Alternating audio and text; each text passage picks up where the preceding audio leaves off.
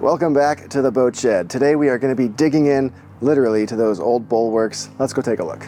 In case you're new here, my name is John and this boat that we're restoring is Antidote. Now I am not a pro boat builder, but I'm an engineer and a sailor with the dream of fixing up this old boat to go sail around the world. Now I've got a lot of work to do first. The last time we were all here, we were working on covering up an old hatch at the bow of the boat. Before we can cover that in foam and then fiberglass, finish that job, we need to understand what's happening with the bulwarks. I don't want to leave you hanging though on that glass work we did last time, so let's start today by pulling that off and see how that glass looks.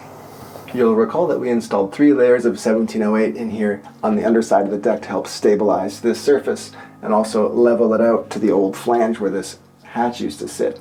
Now with this lamination, I just did a hand lamination wet layup. We didn't use any vacuum for that, and I'm interested to see how it compares to the area forward here where we used vacuum. The vacuum does a great job of sucking the laminate super tight and pulling all that resin and really making sure you don't have any extra resin.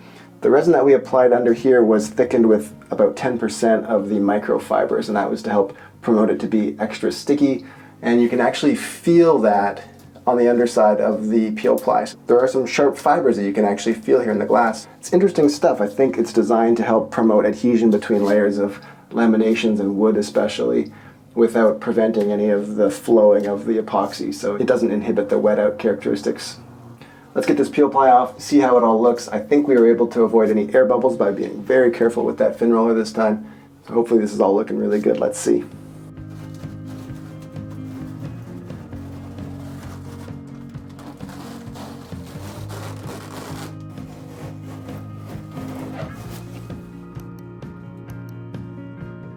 You know, it looks really good. It feels nice and level too. Looks good. I'm happy with it. I don't see any obvious air bubbles. It seems to have laid down nice and flat. Let's check out in here now. In here, the glass looks really good. Again, the vacuum bag just does such an awesome job. At least one person complained that this wasn't pulled off immediately after that video. So I apologize for the delay. Here we go.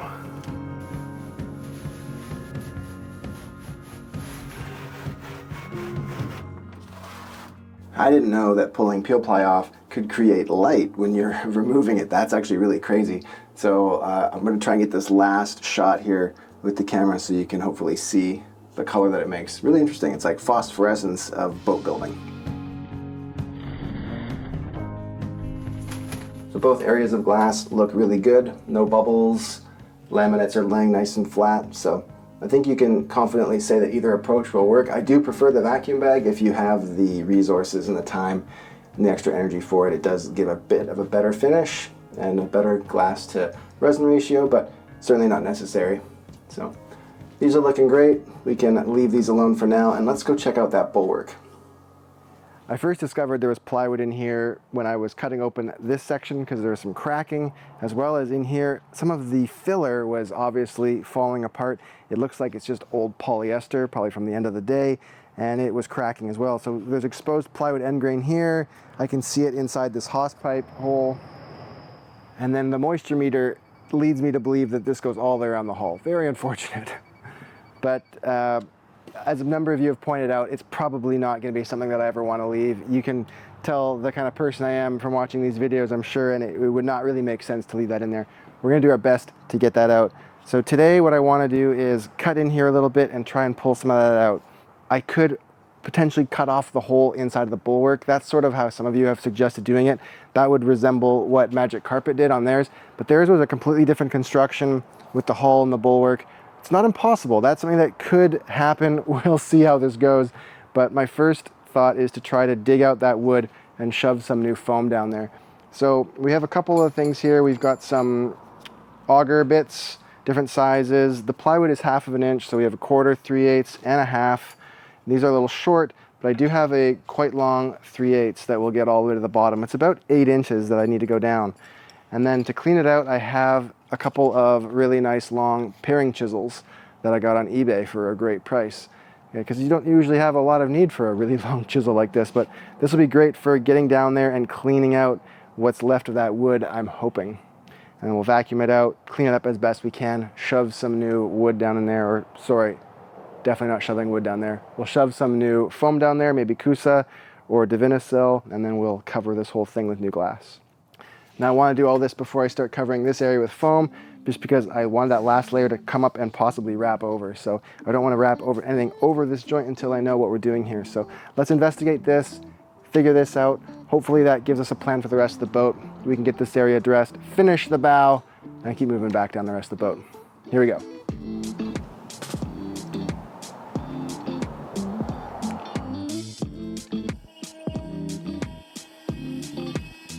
Let's take a quick second to say thanks to the folks on Patreon that really helped make this channel a possibility, especially the folks whose names are appearing now on the screen. Thank you all so much. If you're interested in joining the Patreon group, you can check out this link right up here.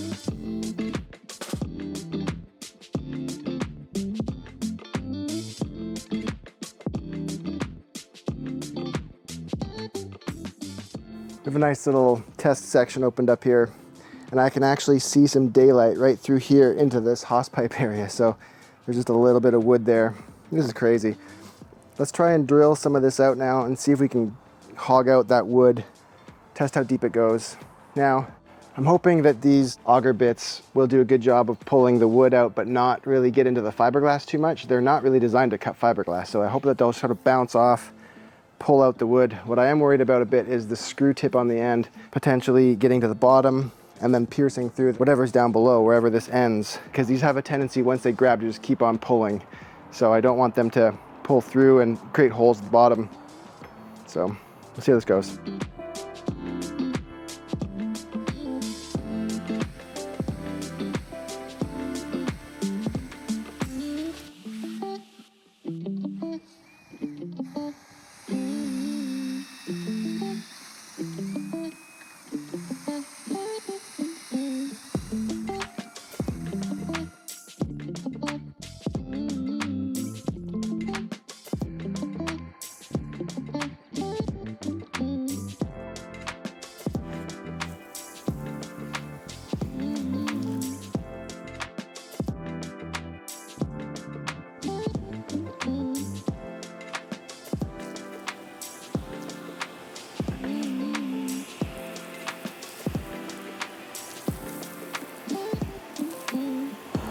Do you want the good news or the bad news first?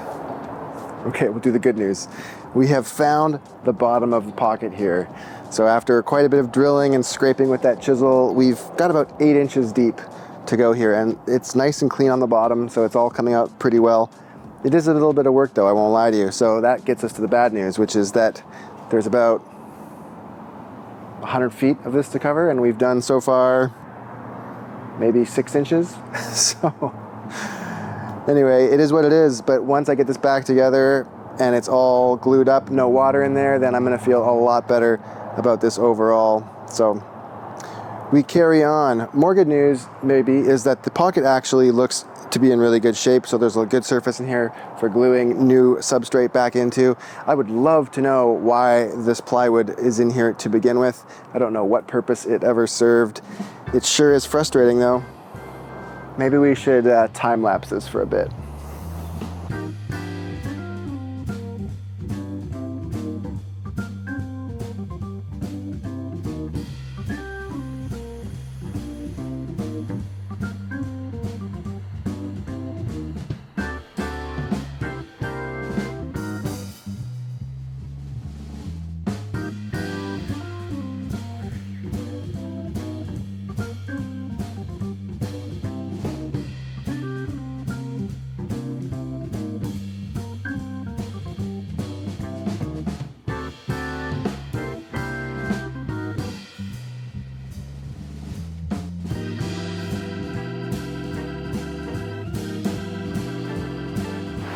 Let's interrupt this time lapse for a minute. I want to let you know what's going on. So this is the 1/2 inch bit I've been using, and this has been really good for clearing out the material because it's the right width, but it doesn't go, it's not long enough. It's only about 6 inches long.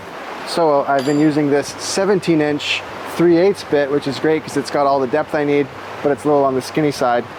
So now we've ordered up, and they just arrived, a couple of 1/2 inch bits. So this is a traditional 1/2 inch auger bit with one big flute running down it, and this I'm going to try to use to clean up the bottoms. I might even ground down that point, so we'll see about doing that to make it so it's a little more flat bottom for just cleaning out the bottom. And then this is a 3-point version. This is from Crescent, and it's a 1/2-inch piece. And you'll see that the end is just a slightly thicker. So it's 1/2 inch at the very end. So I think this is to give it a bit of relief as it cuts through. Anyway, we'll give this one a try too. It looks like a bit of a monster. This might make some damage. So anyway, we'll weigh it all out, but some more tools to try. So let's get back to the time lapse.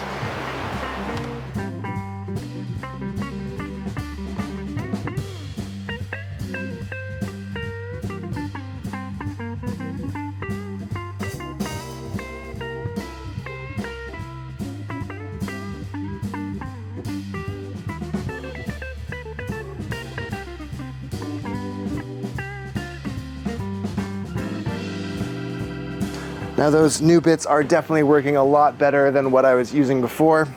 So I think this is the perfect time to ask to hit that like button for me. If you wouldn't mind, it's a free and easy way to show this channel a little love, and I appreciate it very much. So I did end up grinding the bottom off of that 1/2 inch auger bit, and that's just allowed me to help clean up all that material from the bottom of the pocket. It's working pretty well. Now I've wondered though if it would be advantageous to have a long, like, hooked tool that I could use to draw and pull up that last bit of material, scrape along the bottom, drag all that debris out. But I'm not aware of anything that exists like that off the shelf. In my mind, it would look something like this. And now I haven't seen this out there. If you are aware of a tool that exists like that, I would love to hear from you in the comments down below, or you can send me an email. I would probably make something like this myself and fabricate it out of some steel, but I don't have a great heat source and a way to temper the steel and harden it so that it won't just bend back out of shape. So if you think you could help with something like that, I'd love to hear from you. Now, moving on. I had hoped to have both sides, port and starboard, of that bulwark opened up and all cleaned out by the end of this episode. Now, unfortunately, it was not to be. Last week, we took a little bit of time to go and visit family on the east coast of Canada for Canadian Thanksgiving, and we just call it Thanksgiving, and also to celebrate my mother's birthday. And so we had an awesome time out there visiting family that I don't get to see that often. And my hope was to get right back, jump into the project and keep going on that bulwark, but I got hit with this monster cold, and so I've been laid out for the last several days. But there is something else I want to take you guys on a little tour and show you here, and don't worry, it's boat related, and so come on with me. We're gonna go on a little field trip right now, do something a little different. A lot of you have noticed, we're replacing this entire deck on this boat, and it's a ton of work. And some of you have mentioned that perhaps you can get away with injecting epoxy. I've also heard of polyurethane glue, like Gorilla Glue, to put inside the core to fix it, basically. And I've always wondered if that's actually a fix or just sort of a workaround to maybe get things moving in the right direction. But let's take a look at how that actually works. So we're gonna go off somewhere and try and get some sailboat decks to experiment with. So stick around.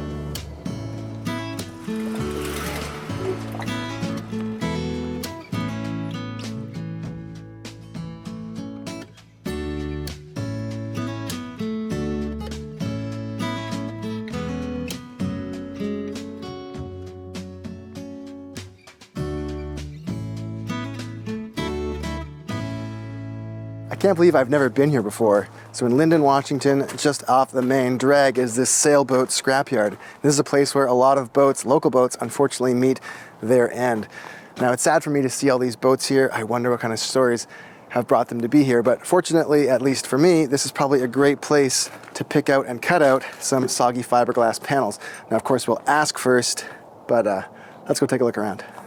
Behind me here is a good example of some failed balsa core. You can see that is just gone. This might be a good specimen to take a sample from.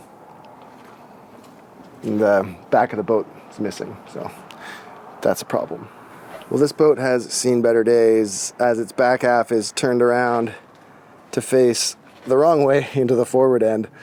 I don't know why it got cut in half, but this one's being salvaged. And looking inside here, I think this one's got a good deck that we can cut into for this testing. So there's a couple of cleats there I'll need to remove so I can get some clean cuts, but that all I think is pretty rotten, and it's old balsa, I believe. So it's exactly what I'm looking for this testing, so we can get these balsa decks and see if we can repair them using these other techniques.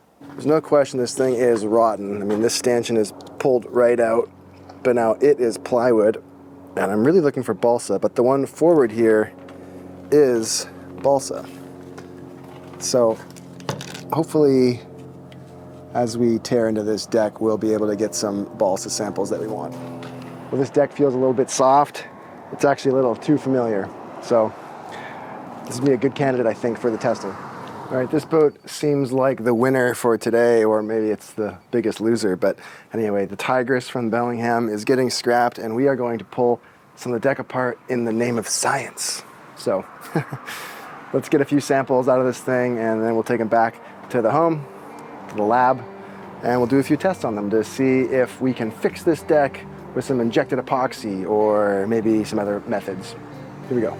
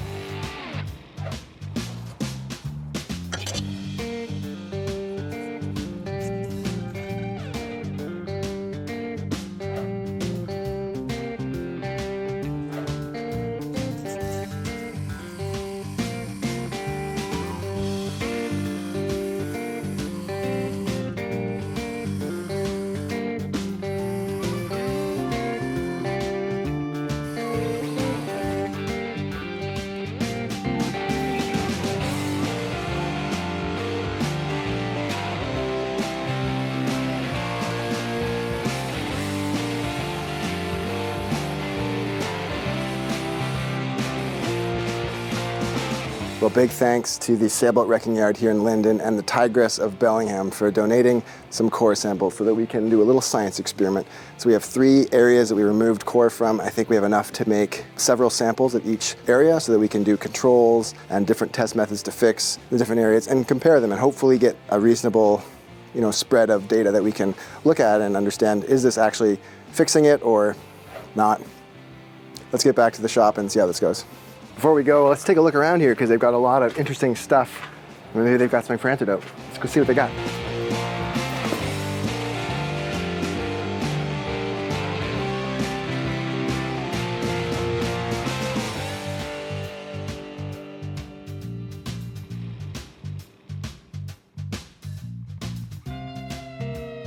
Well, definitely no shortage of stuff around here to look at, but let's get back to the shop and take a look at those core samples.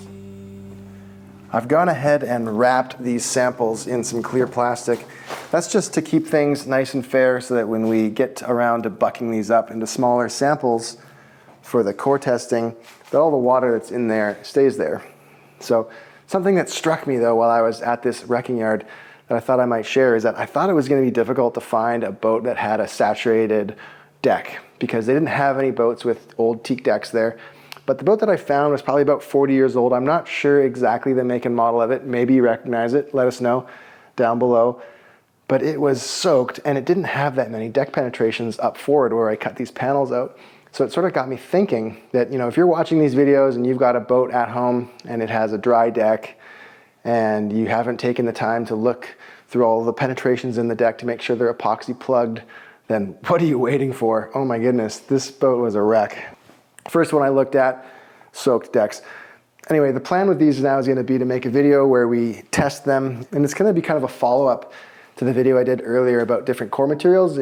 Link it up here, and that was one that I made, and I thought, oh man, no one's going to want to watch this except for you, John, but it's been one of my most popular videos, and a lot of you people seem to really like it and find the channel that way, so maybe that's you. So this will be a nice follow-up to that, and I think it's going to be really interesting, so look out for that in a future video. That is all today for the marine and Antidote related topics of the video, but there is one more thing that I'd like to share with you if you'd like to stick around.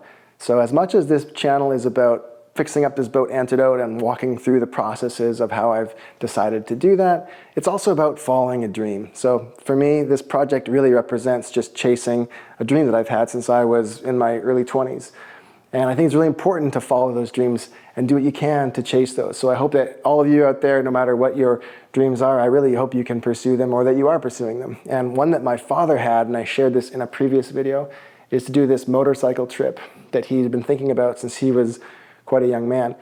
And now we haven't been able to do the big trip yet, but a lot of you expressed interest in it. So I thought I'd give you a quick update. A few weeks ago, maybe a month ago, we had a really nice break in the weather here, and we decided to take this motorcycle trip down to the Olympic Peninsula over towards Port Townsend. So I had to fix up the old bike a little bit. I had a rebuilt fork that was in need of some maintenance. But we got the bikes all packed up. My father rode on down from Canada, and then we took this nice trip down to Port Townsend. And so we got to ride on the ferry, enjoy some nice weather, have some great meals, and we even got to visit a really awesome project in Port Townsend that probably a lot of you already know about. Now, I wish I would have done a lot more filming while I was there. I was sort of starstruck and project struck. Yeah, amazing work going on there. So big thanks to Matt and Yanni for letting us drop by on the project and see what you're doing there. So the plan now is going to be to spring or summer, my father and I want to do the larger bike trip. We'll figure out a way to make that happen and hopefully bring the cameras along for a little bit of an update while we do that. So hope you've enjoyed the video today and all the extra updates. If you're new to the channel, it's mostly boat work usually, and the playlist right here will get you caught up from the very beginning. So I hope you enjoy that. And then if you'd like to subscribe, there's a button there that'll get you into that. And I'll leave you with some more footage from the bike trip. See y'all next time.